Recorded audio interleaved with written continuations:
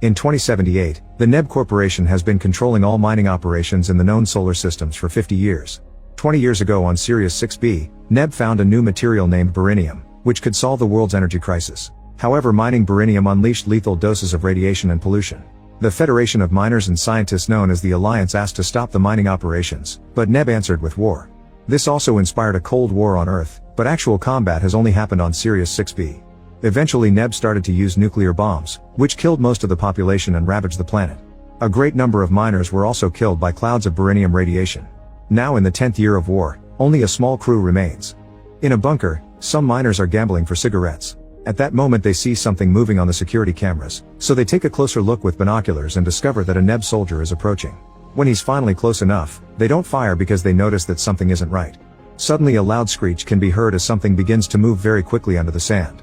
The soldier immediately shoots the thing to stop it, but more of these creatures arrive. They're called screamers and their screeching makes the soldier's ears hurt. He continuously shoots at them yet the screamers keep coming and surround him. When the soldier pulls out a cylinder, the screamers jump out of the sand to cut his arm off. After also cutting his leg, they attack one last time to kill him. The miners watching this cry or puke at the sight. At that moment Chuck arrives and says that without the screamers, they would have already lost the war. He wonders why a soldier would approach their bunker alone, and a miner theorizes he wanted them to see that cylinder. Chuck decides to retrieve it, so he activates a bracelet that will keep the screamers away before stepping outside. The soldier's leg suddenly disappears under the sand as it's dragged by the screamers, and soon the rest of the body follows. When the screamers try to take the chopped arm too, Chuck opens fire to scare them off. Then he grabs the cylinder and discovers it's a message for the Alliance. Moments later Chuck brings the message to Commander Joseph, pointing out how strange it was to see a NEB soldier alone after 6 months of nothing. Joseph can't open the cylinder, which ends up popping on its own to eject the message. It was sent by the Marshal of the NEB army and asks for peace negotiations. Chuck thinks it's good news, but Joseph thinks it's a trap. Afterward Joseph tells his communications officer to send a message to Earth asking how they should proceed. She takes the chance to inform him that they've picked up a message on the emergency bandwidth from a commercial transport requesting permission to land. The bunker is far from shipping lanes, so Joseph thinks it's strange for a commercial transport to fly in the area. He tells the officer to ask the transport what the emergency is. Then Chuck and Joseph notice that the message includes a map of NEB's command post. Joseph still thinks it's strange that they sent just one guy and not a full team, not to mention that the monitors indicate NEB hasn't had radio waves for 2 weeks. Sometime later Secretary Green arrives to talk to Joseph and Chuck. He informs them that NEB has asked for a ceasefire, so they can finally end the war. Beryllium has been found on Triton 4 and it doesn't have radiation so NEB can start mining there soon. At that moment Green starts dissolving because he's actually a hologram message. The radiation from a dust storm is interfering with it, but after pressing a few buttons it goes back to normal. A chunk of the message was lost, so the duo only hears Green asking them to make no contact with the NEB base to avoid jeopardizing their chance. After the message ends, the duo goes to the bar and discusses the real chances of peace. Chuck wonders if Joseph will look for his ex-wife after this is over, but Joseph thinks she's probably moved on. At that moment, the crew is warned that the dust storm is coming closer, so they all light up a special red cigarette that protects them from radiation. Suddenly the building starts shaking and the lights go out as the furniture falls. The crew rushes outside and discovers that the commercial transport has crashed nearby. Some men work on putting out the fire while others enter the aircraft to look for survivors.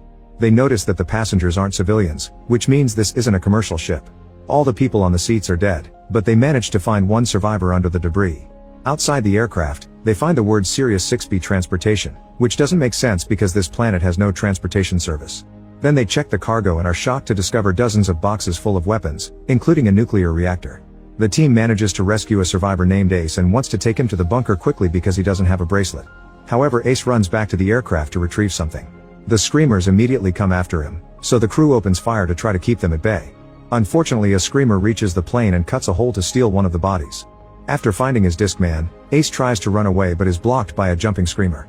Luckily Joseph shoots the screamer before it can hurt Ace. Later in the bunker, Joseph studies the pieces of the screamer he shot down. This model has a new improved chip. Ace comes to see him and reveals he's a gunnery specialist. He's curious about the screamers, so Joseph explains they were developed by the Alliance on Earth to neutralize the war here. When Ace tries to touch it, he has to remove his hand quickly to avoid losing fingers. Joseph is a little worried because the data in the screamer indicates it's modified itself.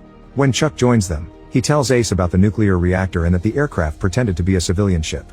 Ace didn't know any of that, but he does explain that all the passengers were on their way to Triton 4 to keep fighting NEB. A confused Joseph mentions Green's message, so Ace informs him that Green died 2 years ago. Joseph angrily kicks Ace out of his office before discussing the situation with Chuck, who doesn't believe Ace. He thinks that if the Alliance truly had abandoned them, they wouldn't keep sending them provisions. Joseph yells at him, asking him to accept the truth. They've been betrayed and left here to die. The Marshal probably knows this and that's why he sent the map.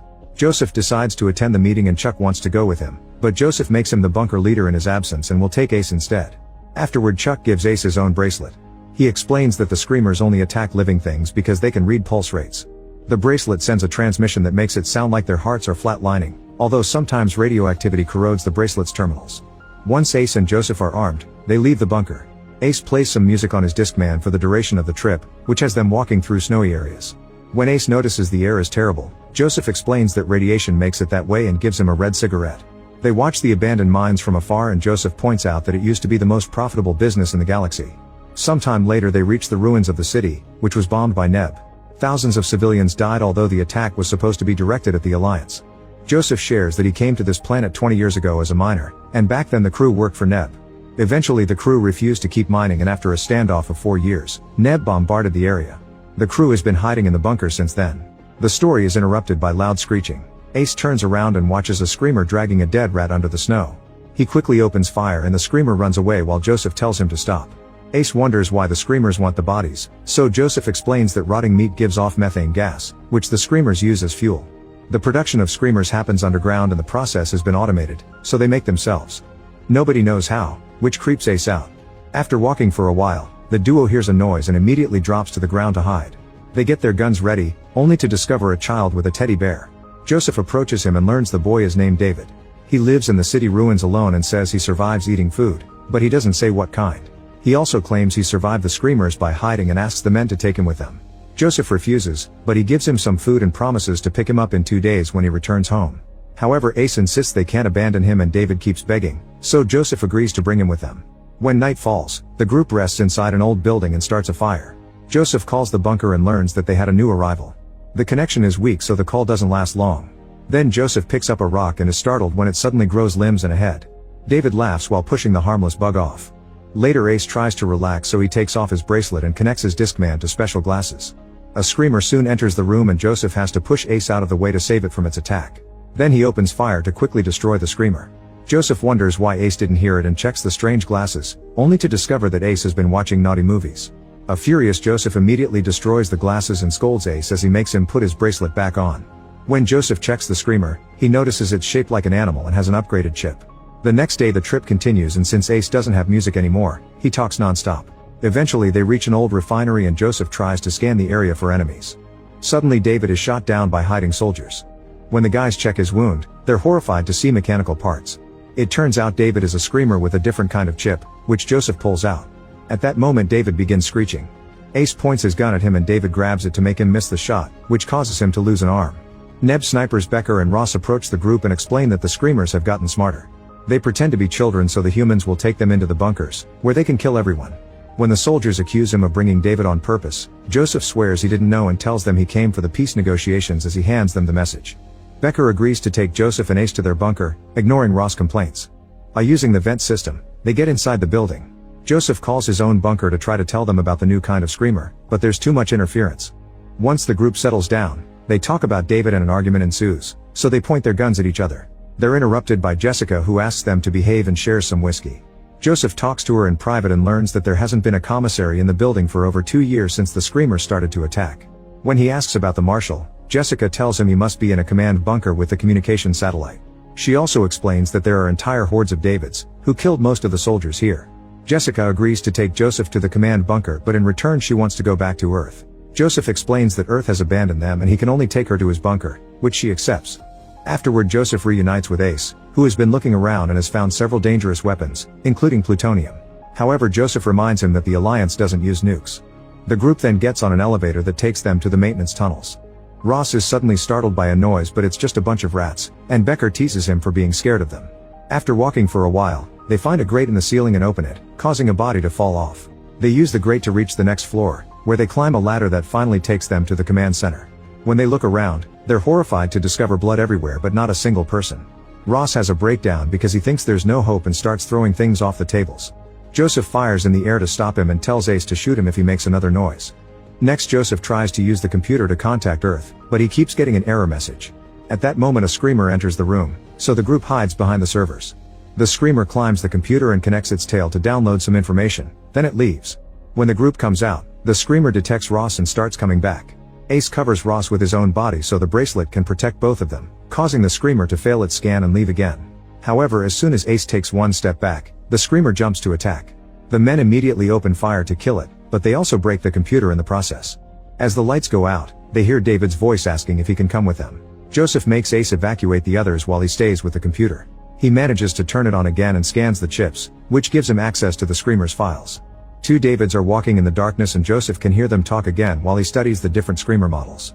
When a David gets close enough, his face transforms into a horrible monster, so Joseph shoots him and runs away. At the elevator, Ace wants to wait for Joseph, but Ross refuses. In the tunnel, Joseph keeps tripping and falling while hearing David's voice getting closer. He's suddenly startled by a rat on his shoulder and someone appearing behind him, but it's just Ace. The screeching follows them through the tunnel while the duo keeps running, and they make sure to close the door before approaching the elevator. The others have already left and the elevator is coming back down very slowly. While the screamers start shaking the door, the elevator finally arrives with Jessica, so Joseph and Ace get to escape. The group reunites on the next floor and Joseph shares what he saw on the computer. David is type 3 and the reptile is a type 1, so they're missing one type of screamer. Jessica and the boys explain that type 2 is a wounded soldier crying for help. There were a few a month ago but they haven't seen them since. Becker remembers that type 2 doesn't have many lines of dialogue and accuses Ross of being one. When a desperate Ross is about to open fire, Becker throws a knife at his chest to test it. Ace agrees with his theory because he remembers Ross didn't drink whiskey with them. However, when Joseph pulls the knife out he finds blood, so Becker killed an innocent man. Now Jessica thinks Becker may be a screamer too and realizes she didn't know he existed until 2 days ago. Becker dares her to shoot, but Jessica can't. When the group leaves the building, Joseph tries to call the bunker to no avail. Becker refuses to apologize because it was an accident, and Joseph says he'll kill him if necessary. After many hours of walking, they arrive at the Alliance bunker and Joseph finally manages to communicate with Chuck. He asks him to come out, but Chuck just keeps repeating that he should come in instead. A suspicious Joseph asks for the door to be opened, and the group is horrified to see a bunch of Davids coming out of the bunker with their teddy bears. The team immediately opens fire, bringing down the kids one by one. Soon the underground screamers also appear, so the group has to split their attention to shoot those as well. When the Davids get too close, the team activates their flamethrowers to melt them down. Unfortunately, more and more Davids keep coming out of the bunker. Joseph reveals that Ace stole a nuke from the command center and tells him to put it in his weapon. Then he shoots it at the bunker, causing a huge explosion that blows up the building and knocks the whole group out. In the morning, Ace wakes up and hears Becker asking for help because he's hurt, so he rushes to his side. However, Becker confirms he's a screamer and hugs Ace to start crushing him. By the time Joseph wakes up, Ace is already dead. Becker throws the body away before knocking Joseph down. Then Joseph shoots him in the face and damages his cheek, but it isn't enough to stop him. While Becker keeps talking about clanker philosophy, Joseph gets stronger ammo and shoots him again, this time splitting his body into two. Afterward, Joseph tells Jessica that there's an emergency vehicle programmed by the Alliance which they can use to go to Earth, although it's hidden in the mountains. Before leaving, Joseph takes Becker's chip and notices it has words in a language he doesn't recognize. When Jessica asks to see it, Joseph takes the chance to slash her hand. The wound bleeds, confirming she's human. Joseph bandages the injury while apologizing, saying he had to make sure she wasn't a screamer. He offers to put himself through the same test, but Jessica stops him and they kiss. Then the couple starts searching for the emergency ship. The cold is quite vicious and Jessica considers giving up. However, Joseph says she's all he has and promises to take her home. Sometime later, Joseph finds a panel under the snow and presses a button to open a hidden door in the mountains that takes them to a secret warehouse. While Jessica takes the elevator in the vehicle pit, Joseph tries to activate the system, but the buttons aren't working. He climbs the stairs and opens a power box to fix some cables that trigger a countdown. At that moment, someone punches Joseph. He looks up to find Chuck, who throws his gun away and says everyone must die alone before pushing him off the edge. Joseph manages to save himself by holding on to a crane, so Chuck jumps to join him. It turns out Chuck is a screamer and explains that Type 2s can take people's faces. That's how they got Chuck and also the marshal, who sent a fake message. Chuck tries to throw Joseph off the crane, but Joseph holds onto it again. Then Chuck puts his legs around Joseph's neck, choking him while mocking him for losing his wife. Joseph suddenly pulls out a knife and stabs Chuck, but it doesn't do much damage. Next he connects a cable to the knife, which electrocutes Chuck and causes him to fall.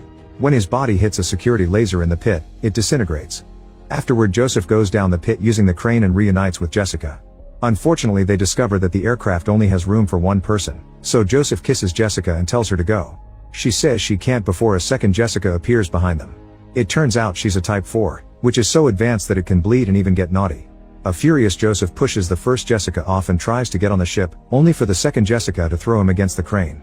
Then she tries to get on the ship too, but Jessica 1 comes back and starts fighting her for it. The screamers fight each other all over the place and keep getting wounded when they touch the security lasers. While Joseph sneaks around to grab a gun, Jessica 2 manages to stab the other one to defeat her. Then Joseph shoots the winner, who screeches to make Joseph fall. At that moment the aircraft activates, and the fire from the engines burns Jessica 2 until she explodes. Jessica 1 says that Joseph taught her how to love before she dies. After kissing her goodbye, Joseph rushes to get on the aircraft and finally takes off with a teddy bear as his only souvenir from this planet. When he takes off his bracelet, the bear starts moving because it's a screamer too. Make sure to subscribe and turn on notifications so you can watch more videos like this. Thanks for watching.